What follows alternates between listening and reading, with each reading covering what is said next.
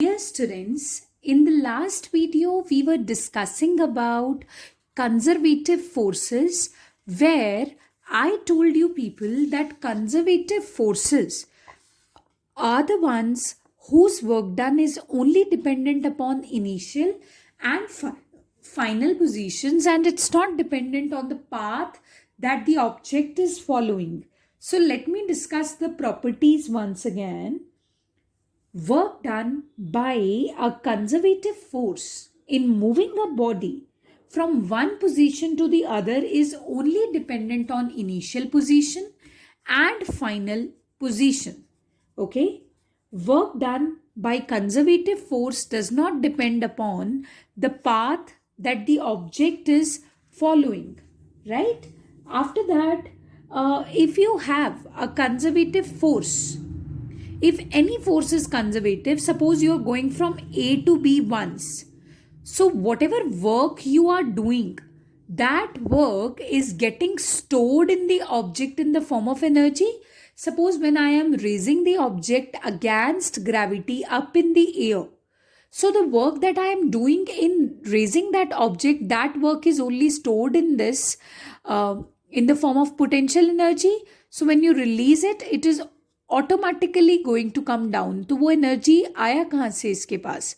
Actually जब आप इसे रेज कर रहे थे, आप जो भी वर्क कर रहे थे वो इसमें पोटेंशियल एनर्जी के फॉर्म में यहाँ पे आके स्टोर हो गया. तो जैसे ही आपने रिलीज किया, it automatically came down with the kinetic energy. But we have studied that energy can neither be created nor be destroyed. तो ये काइनेटिक एनर्जी आया कहाँ से? ये वही पोटेंशियल एनर्जी कन्वर्ट हुआ है काइनेटिक एनर्जी में. Okay, so already I have told you कि कंजर्वेटिव फोर्स में ये मैटर नहीं करता कि आप कौन सा पाथ चूज कर रहे हो, which path you are choosing in going from one point to the other point. The only thing that matters is what is the initial position and what is the final position, as I had explained you. So suppose you are going from A to B and then you are taking a round trip. You are coming from B to A, so that your path is a closed loop. So the work done during this entire closed loop will be zero. Let me tell you. So because whatever work you did in going from A to B, that work stored the energy in the object. तो वो जितना भी energy store हुआ होगा, क्योंकि आप वापस B से A आ रहे हो, तो that energy will be released also, right? So when I am, raising the object up in the air, I stored the potential energy in this object, and now I am only taking this object down also. So is there any potential energy now? No. Is there any work stored in this object now? No. So it's as simple as that. So this is conservative force. After that, we have non-conservative force. Non-conservative force is the force whose work done is dependent on the path followed, and it is not merely dependent on initial and final position. तो आप कौन सा path choose कर रहे हो non conservative force में, ये भी बहुत मैटर करता है. सपोज करो फ्रिक्शनल फोर्स है. So you are going from A to B. So if you're choosing this path, you might encounter less friction and the work done will be less. And if you're choosing this path, you might encounter more friction and your work done will vary accordingly. If you choose this path in going from A to B, you might encounter different level of friction.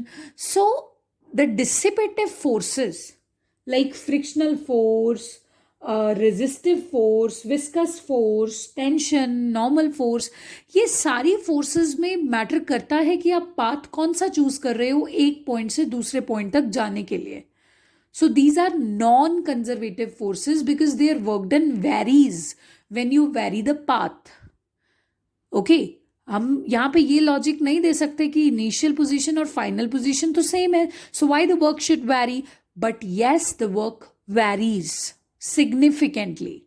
Okay, and you need to keep in your mind that non-conservative forces are the ones where work done is dependent on the path that we are choosing in going from one point to the other point. So next concept is power. What is power? power means how faster the work is done. Rate of doing work. How faster the work is done. Power means work done per unit time.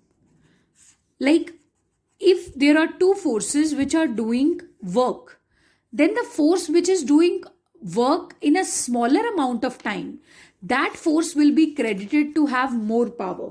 That object will be credited to have more power. So power is equal to work upon time. If a small amount of work is done in small interval of time, so P is appropriately written as dW by dt. But we know that dW is work done. It's a scalar quantity and it is a dot product of two vector quantities, force vector and displacement vector. So if I'll substitute this value of dW over here, power will become F vector dot ds vector upon dt. So ds vector upon dt, displacement upon time, it's nothing but velocity vector. So power itself is a scalar quantity which is a dot product of F vector and V vector. सो अगर आपके पास dot product में आता है कि एक ऐसी quantity के examples दो जो टू वेक्टर क्वांटिटीज का डॉट प्रोडक्ट हो. एक तो हो गया work done, force dot displacement. एक हो गया power, force dot velocity. So power is a dot product of force and velocity. And what are the dimensions of power? Power is work done upon time. Work done is ml2 t minus 2. Time is t. So ml2 t minus 3. And what are the units of power? Units of power equal to watt. So power is said to be 1 watt if it does 1 joule of work in 1 second.